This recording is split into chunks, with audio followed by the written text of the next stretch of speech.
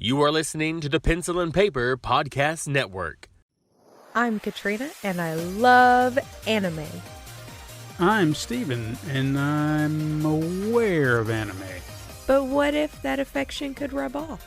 Perhaps that excitement in her eyes got me curious. I could offer up some solid anime. I could give them a watch, just to see what all the fuss is about. And maybe, just maybe, I could learn to love anime too. Welcome to Inspired by a Weeaboo. Hello and welcome back to Inspired by a Weeaboo. I am your host Katrina, and with me is my husband Steven. Hello. We just finished episode 17 of Fullmetal Alchemist. Steven, what did you think? So when you mentioned filler episodes before, I keep my eyes open for them, and again, I don't, much like the last episode, I don't know if I would necessarily call this filler, because there are important things that do happen, but as a whole, it does kind of feel filler-ish, as if you could have just been like, boom, we get our automail back and then we're on our way. But they try to flesh out a few little details. Sprinkle in some new little wrinkles that maybe weren't there before. So I would have a hard time calling this a filler episode, even though the essence of it feels like a filler. Yeah. So the trio arrive at the Rockbells, and they're greeted by the Granny, Panaka? Is that her name? Yeah. And she wastes no time tearing into Ed and calling him short, and just... Of course not. I don't know. I like that she's like that, because it was like no fucks given. It's just like, I'm just going to call him short. I know it aggravates him, but who cares? And so she kind of picks on him and whatnot, and then Winry shows up, and she has grown. By comparison from the last time we saw her, there has to be some small age disparity between her and Ed. Maybe not, because as we've said, he hasn't quite hit his growth spurt yet, but if you were to tell me that they were the same age, but again, we've seen that the one brother who was younger, and he was taller, so you thought he was older. So I guess it could be the same way, but she seems like she has matured faster and grown a little bit more, but they may be the same age. I don't know, but they all kind of discuss, they got to get their bodies back together, or at least get Ed his limbs back, and that way he can fix Al, because that's kind of the gist of it all. And they're in a hurry because we got to get this done in a week, and Panaka's like, you insult me, I could do this in 3 days. Come on now. But that's how confident she is, and I like that. So as they're kind of working on his new arm and leg, they seem like that they're just kind of enjoying being back at home. A rural area, as they said, a place where nothing really happens. So I was like, yeah, I like that. That's a fair assessment, growing up in a rural area all my life. But Al convinces Ed to go check out, or to go visit his mom's grave, just to kind of have something to do, because they got nothing else to do. There's nothing going on. And meanwhile, Al, having nowhere to go and no way to get there, since he's kind of a husk, much as I hate to say it, but it's true. He starts to have a crisis of his own, realizing that maybe he's starting to lose his memories, and I could see where that would be a bit of an issue. Like, he just can't remember things. Like I was wondering if they were going to show a flashback to that one girl that he saw that was walking the cow, because that's where it triggered. And he was like, I know I should know her. And Winry's like, oh yeah, that's, what's her name? We used to play together all the time as kids, and he could not remember. And she tried telling him, maybe it's been so long. Maybe you just kind of, slipped your mind or whatever. And he literally seems like he cannot place her. Like, he just cannot do it. Yeah. And it's troubling him. And Ed, his little walk to his mom's grave, I guess that was the filler type stuff where he kind of runs into some locals who remember him, and of course they do the same thing, chastise him for being short and pick on him and whatnot. But yeah, then he just kind of has a moment with at his mom's grave, and he's just putting it aside. But I feel like that there was a moment in that kind of comes back around toward the end, and Armstrong, he's helping out around the cottage, trying to be useful, which good on him, trying to just not be a lump waiting around while everybody else is working. No, he's trying to do what he can to help. And Winry freaks out over the pocket watch. Oh yeah, like she wants her hands on this pocket watch, even though I guess because of what it can do for alchemy is why she would probably be a little bit more. Winry doesn't give two shits about alchemy. It is all about the mechanics, how the watch works. But it's a pocket watch. I know, but it's a specific kind of pocket watch that only the military has. It's not your average pocket watch. Sure, but at the end of the day, if you're not worried about the alchemy of it all, then it's still a pocket watch. Right? Like I said, remember, she got all excited over a refrigerated van in one episode.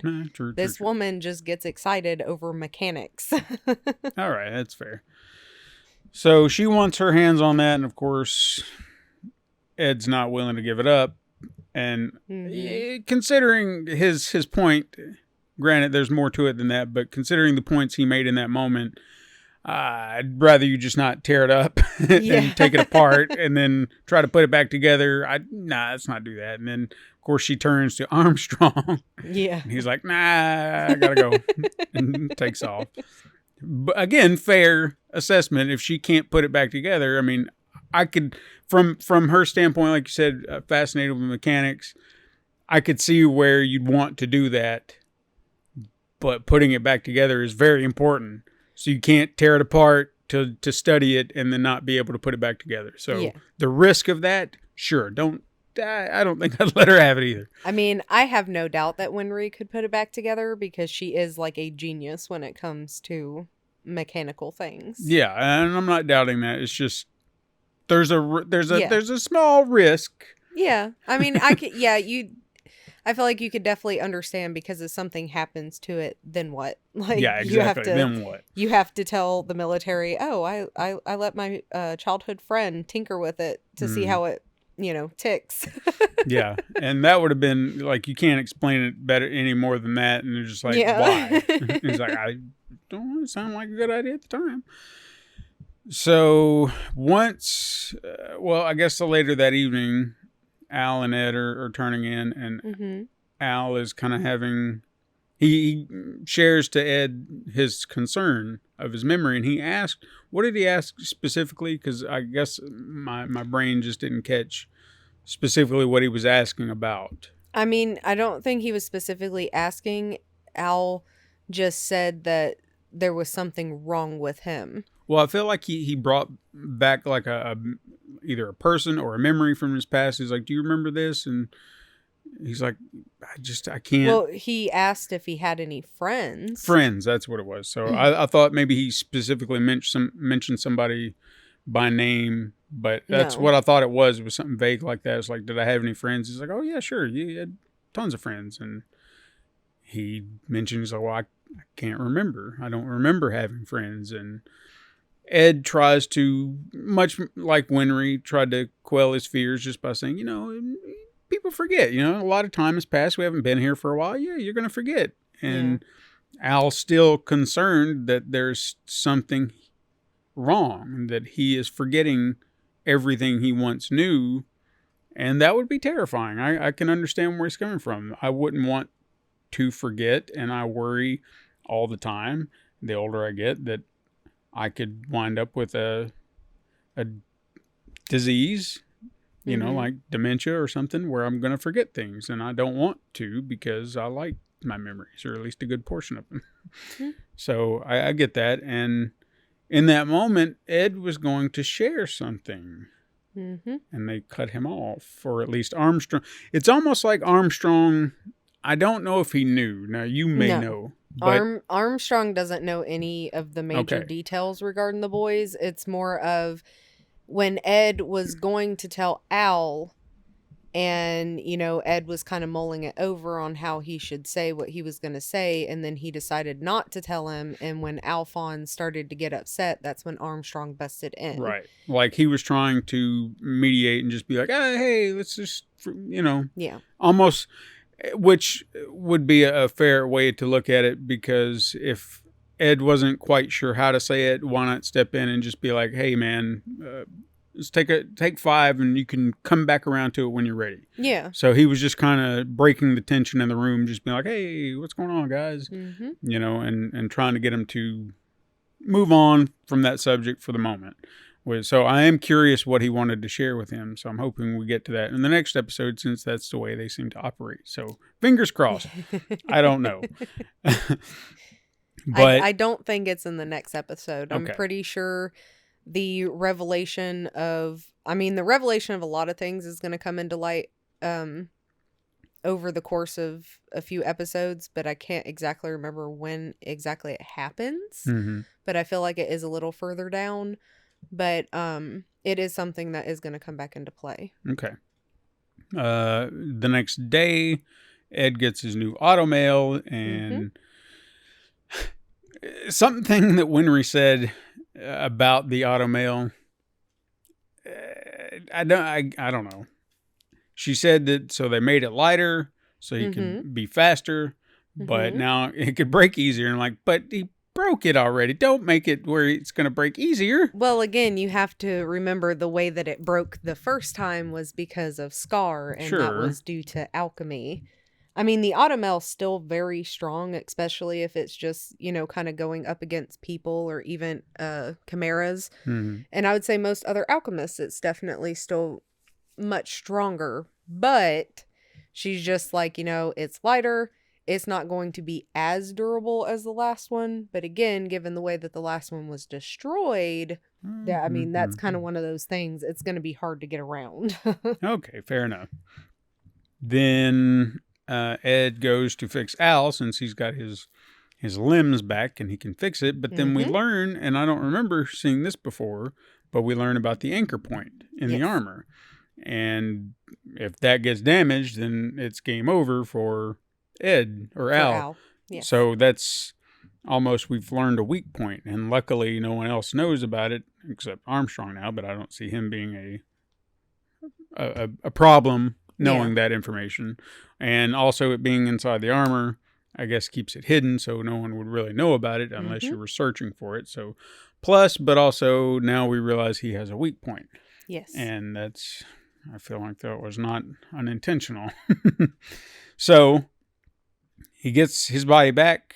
He's all fixed. And then they decide they're going to spar and test out their work. And this was kind of a fun little moment because just the brothers are going at it, but then Armstrong decides he's going to get in on that action too. Which I felt like, why not? Let him fight. He's so damn good at fighting. So test your skills. Let's see what you can do. I know, and it's so freaking cute because when Al, freaking tomahawks poor Ed into the atmosphere, Armstrong just comes out of nowhere and my turn and fucking tackles Al's ass. He's like a child, so excited and wants to play, and they don't want to play with him. And then once the one's gone, he's just like, yay! My turn. So, again, I think him sparring with him would be great for them to do. Now, granted, they do best him by the end, but that was a team up. I would like to see them do it, separately, because then you're really showing what you're made of, because dude is awesome, and going toe-to-toe with him, I feel like could teach you a lot, especially the fact that he went toe-to-toe with Scar and came out unscathed, luckily, or relatively unscathed. He didn't die. get a little hurt, but he didn't get injured nowhere as much as, other people. Yeah, he didn't die. That's the biggest thing when going up against Scar. You didn't die. Yeah, he didn't die. I think you did good. You're still breathing. Yeah. So, meanwhile, as all this is going on, Winry gets her hands on that pocket watch and is all excited, just freaking out, just, woo, I'm gonna tear this And up. the way she goes about it, like when she's holding it and she just does the little turn and she's like, oh, Ed, but does it so quiet. That is such a fucking sibling thing to do. And she's not even their sibling. But in the sense of, this is somebody you grew up with. This is somebody you've known your entire life, which I did look up. They are the same age. They were born in the same year. Although their actual birth dates are never stated. It's just stated that they were born in like 18 something. I think it was like 1899. Okay. But, yeah, just her little, oh, Ed, and then just whips out the freaking tools and her little evil laugh. Like, I asked you, you just didn't hear me. Yeah, I'm sorry. But then she opens up the pocket watch and she finds an inscription on the inside saying, don't forget, and then a date, which I think was like 3/10, fill in the blank. It was October 3rd of 10, I think is what it's supposed to be. Of how I know it's October 3rd. Right. And I'm pretty sure the last one was 10. But yes, it's the did you have that note? Do you want to say it? The day that they burned down their house. Yes. And decided they were moving on, but as Winry kind of pointed out at the end, she confided her grandmother that she saw the note and mentioned what was he not wanting to forget, because she knew the date, she knew what that represented, but what was it about the message, don't forget, that he doesn't want to forget about that. And I feel like at this point for me, that could be interpreted as several things, because what does that entail for them in that moment? Because they lost their parents, or at least their mom, and they decided they're striking out on their new life and their new goal. And what is it that they're choosing not to forget, or at least Ed is choosing not to forget, because I wouldn't imagine Al doesn't know about it. So what is, I don't know, that's a good question. What is it he doesn't want to forget about that?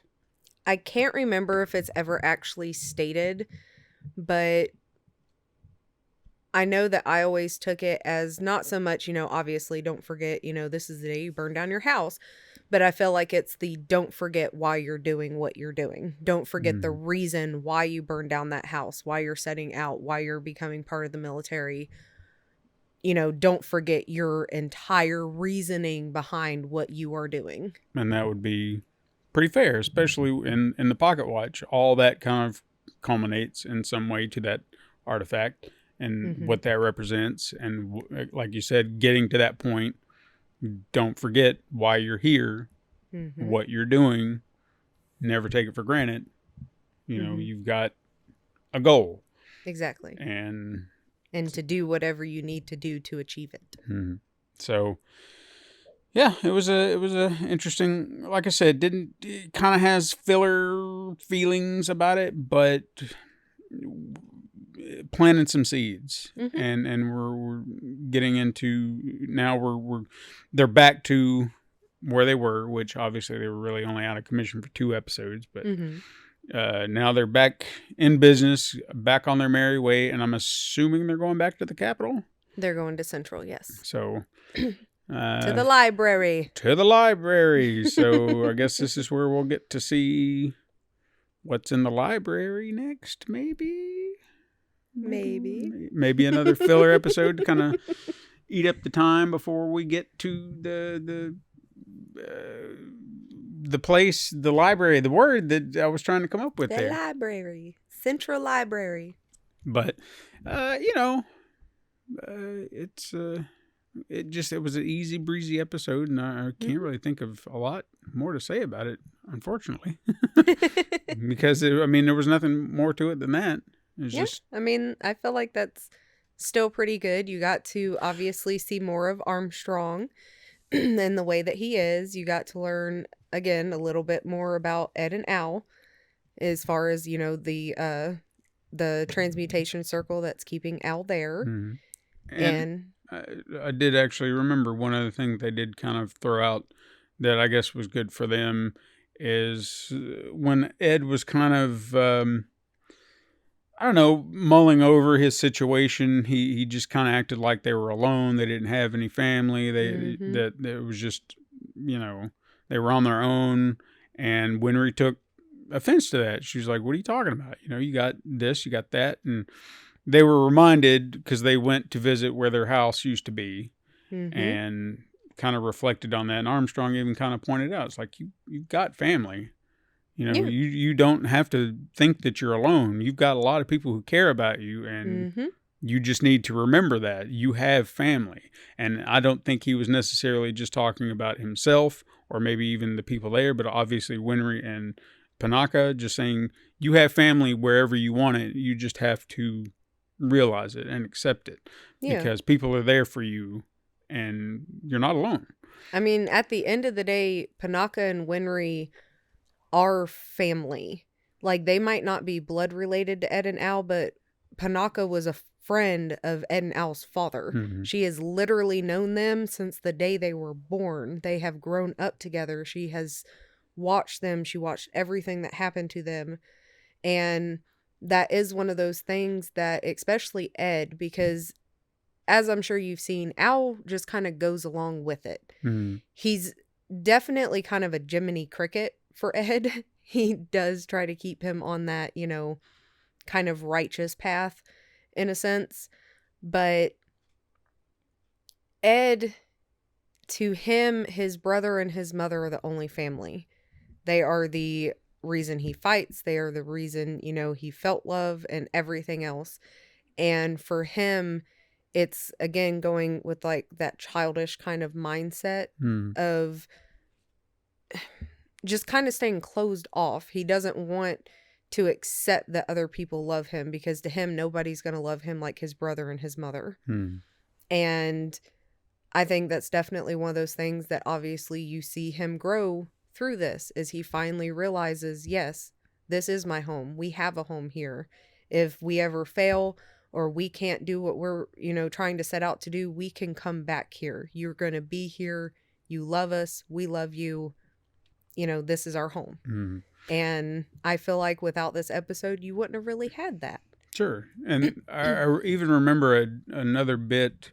It was when Panaka and Armstrong were discussing Ed and Al, and Armstrong kind of mentioned how he viewed Ed and Al. It was just like, they're strong, they've got a good head on their shoulders type, just really talking them up. And it's like brave boys, the things that they do is like he really respected them and he spoke highly of them. And then in that moment, Panaka just kind of was like, brave. And then she remembers Al on their doorstep with. No, it was Ed. Al was holding Ed. Right, that's what I'm saying. And she just kind of reflected on that moment. So kind of made me wonder if she was just taking that one little memory and just being like, maybe, okay, so they've grown a bit, remembering that one moment of them as little boys and then hearing someone speak highly of them, of their exploits, and just thinking to herself, so they've grown up, or they're growing up. Something to that effect. That was kind of my interpretation of it, because that was them at their weakest, if you think about it. Yeah. So, I don't know. It was interesting. So, yeah, I hope we see more of them. I like them. Or at least, especially like the grandmother. She's a spitfire. Oh, yes. Winry and Panaka are definitely, they have more storylines throughout the series. And I feel like you get a heck of a lot more about them in Brotherhood, especially Panaka. But we'll definitely see them again. Well, that's all I got. All right. Well, if that is all you got, we're going to jump into episode 18. So, Steven, lead us out.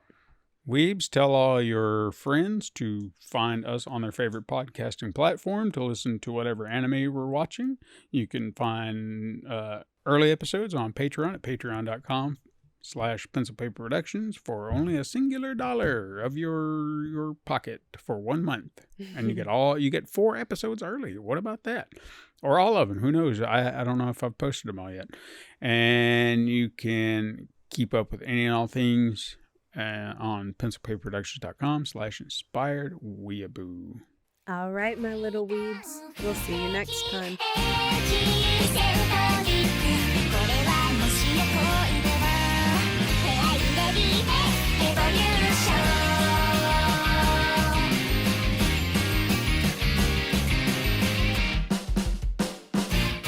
This has been a Pencil and Paper Podcast Network production.